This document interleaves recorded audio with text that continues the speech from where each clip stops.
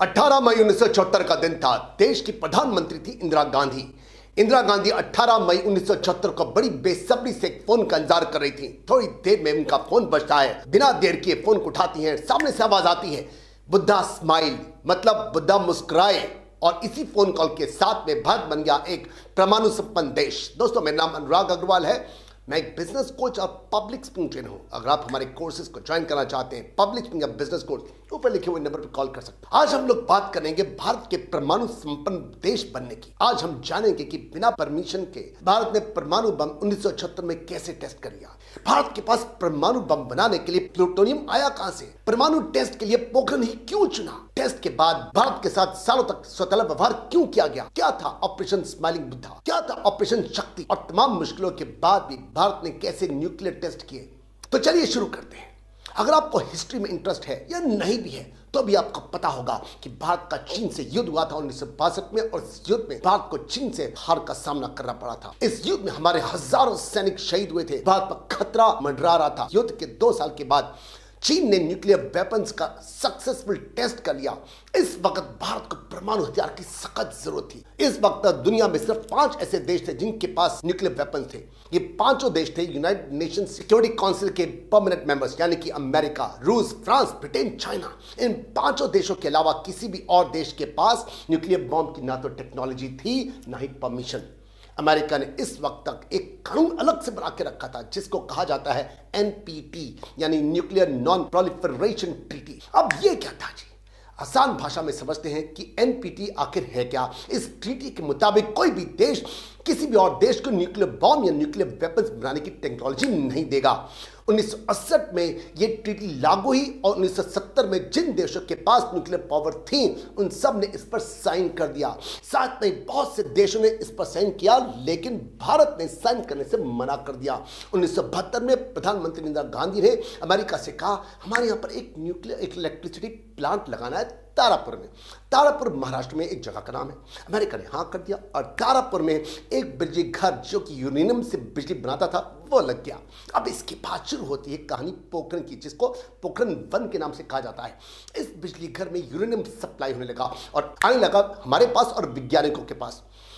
अब बारी थी इसकी टेस्टिंग की।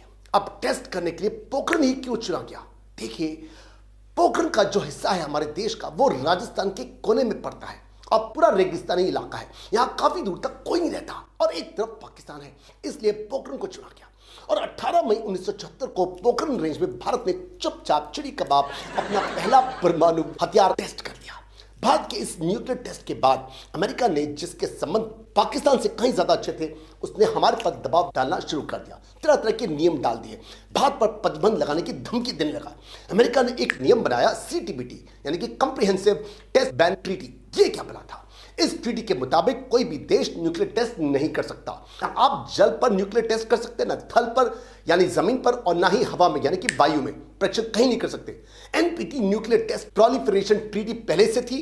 फिर एक और नियम बना दिया, न्यूक्लियर सप्लायर्स ग्रुप। इस ग्रुप का क्या मतलब था? इसका मतलब यह हुआ कि कोई भी देश भारत को या किसी भी और देश को यूरेनियम नहीं देगा। यूक्लियर टेस्ट करने के लिए, न्यूक्लियर बॉम्ब बनाने के लिए यूरेनियम सबसे ज्यादा जरूरी है। बिना इसके न्यूक्लियर टेस्ट करना पॉसिबल ही नहीं है। अब यहां पर भारत फंस गया। यूरेनियम हमारे पास था नहीं, चोरी छुपे कहीं से भी यूरेनियम लेते तो कानून था। न्यूक्लियर टेस्ट नहीं कर सकते। अब अगर न्यूक्लियर टेस्ट नहीं कर सकते तो बॉम्ब बनाने का फायदा क्या? हालांकि भारत ने ना एनएसजी को माना और ना ही सीटीबीटी को स्वीकार किया, लेकिन उस वक्त भारत के मानने न मानने से ज्यादा फर्क नहीं पड़ता था, क्योंकि ज्यादातर देशों ने अमेरिका के साथ में इसके कानून को मान लिया था। अमेरिका सुपर पावर था भाई, देश डरते थे उससे। जरा सोचिए अमेरिका की क्या नीति थी उस समय। मतलब अमेरिका चाइना बनाए परमाणु बम और हम लोग दिवाली के पटाखे जलाए। कुछ समय बाद यह फैसला आया कि यूरेनियम को सप्लाई किया जा सकता है, लेकिन एनएसजी के देशों की मीटिंग के बाद सिर्फ उन्हीं देशों को दिया जाएगा जिन्होंने सीटीबीटी पर साइन किया है कि वो न्यूक्लियर टेस्ट नहीं करेंगे। मतलब तुम यूरेनियम ले लो लेकिन न्यूक्लियर टेस्ट नहीं कर सकते। मान के चलिए हमारे पास कहीं से टेक्नोलॉजी आ गई, हमने एनएसजी से यूरेनियम बना लिया, लेकिन अगर टेस्ट ही नहीं कर सकते तो फायदा क्या? अरे 2-4 बम फोड़ करके टेस्ट करेंगे तभी तो पता चलेगा कि सही बना है कि नहीं बना। पता चले बना तो लिया और टेस्ट किया ही नहीं, फिर युद्ध में सिर्फ धुआं करके आ गए। मतलब घुमा फिरा के बात यह है कि अमेरिका ने चारों तरफ से हमें घेर लिया। अब हमारे लिए कुछ भी करना खतरे से खाली नहीं था, लेकिन इसके बाद से हमने कोई परमाणु परीक्षण किया ही नहीं। अब आगे चल के भारत को एक से एक वैज्ञानिक मिल गए। उसमें एक चिदंबरम साहब थे, काफी बड़े और मशहूर वैज्ञानिक थे, और उससे भी ऊपर मिले हमें मिसाइल मैन यानी कि डॉक्टर एपीजे अब्दुल कलाम। वो कहावत सुनी होगी आपने, सोने पे सुहागा, इसी को कहते हैं। इन दोनों ने मिल करके परमाणु बम बनाने की पूरी प्लानिंग कर ली, तैयारी कर ली, लेकिन दिक्कत यह थी कि अमेरिका के डर से और तरह तरह के नियम और कानूनों की वजह से कोई भी प्रधानमंत्री परमिशन देने को तैयार ही नहीं था इन दोनों को। देखिए, इसके पीछे भी कारण था। अगर न्यूक्लियर टेस्ट सक्सेसफुल हो जाए पूरी तरह से, तब तो किसी की कोई हिम्मत ही नहीं कि हमें कुछ बोल दे। लेकिन अगर गलती से पूरी तरह से सफल नहीं हुए तो इसका बहुत बड़ा खामियाजा भारत को भुगतना पड़ सकता था। याद करिए, जापान के ऊपर परमाणु बम जब मारा गया था, जापान चुपचाप देख लिया, सरेंडर कर दिया हिरोशिमा नागासाकी में। अगर जापान के पास परमाणु बम होता तो उसने अमेरिका को नानी याद करा दी होती, लेकिन जापान की मजबूरी हो गई थी। तो भारत के सामने भी यही रास्ता था कि न्यूक्लियर टेस्ट कर लीजिए, लेकिन पूरी तरह से 100% सक्सेसफुल होना चाहिए, क्योंकि अगर थोड़ी सी भी चूक हुई तो इस बार अमेरिका छोड़ने वाला नहीं है हमें। अब आई सरकार अटल बिहारी वाजपेयी जी की, बीजेपी की। वैसे उस भाजपा में और आज की भाजपा में जमीन आसमान का फर्क है। वो भाजपा देश के लिए जीती थी और आज की भाजपा कुर्सी के लिए। कलाम साहब उस समय डीआरडीओ के चीफ थे। अटल बिहारी वाजपेयी जी जब सत्ता में आए तो उनका मानना था कि बस हमारा देश सुरक्षित होना चाहिए, चाहे जो भी हो जाए। अटल बिहारी वाजपेयी जी ने एपीजे अब्दुल कलाम को पूरी छूट दे दी।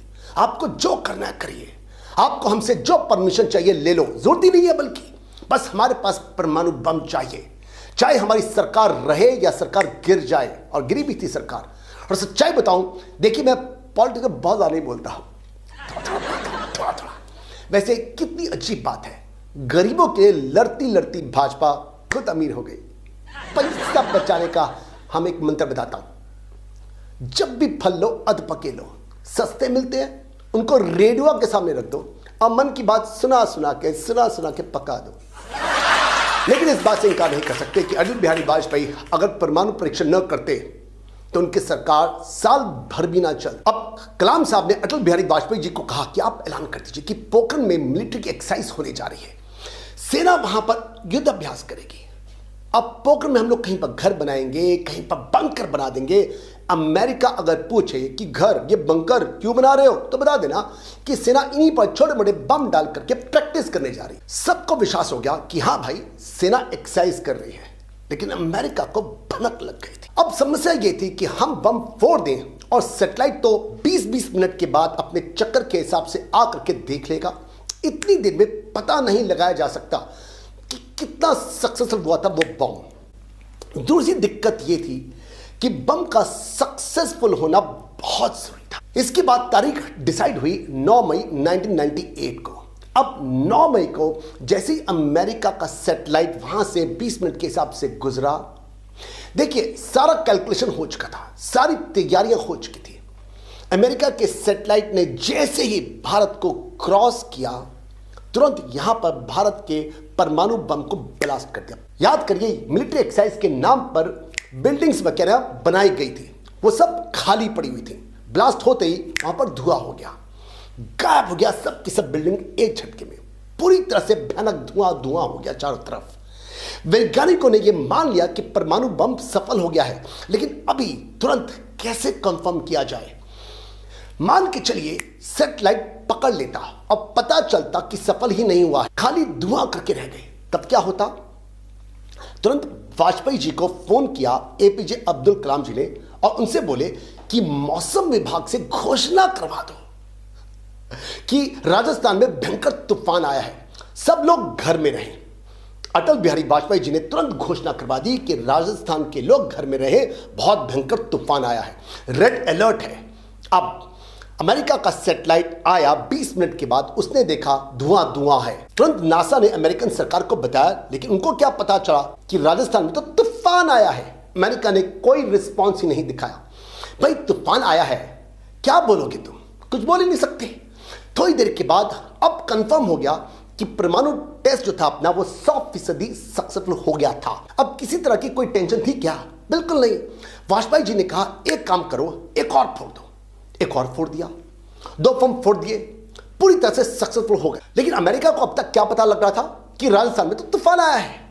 कुछ भी कहिए, लेकिन भारत में डर तो था ही, क्योंकि अमेरिका बहुत खतरनाक देश है। अब सब भारत में टेंशन में कि अमेरिका क्या करेगा, क्या करेगा।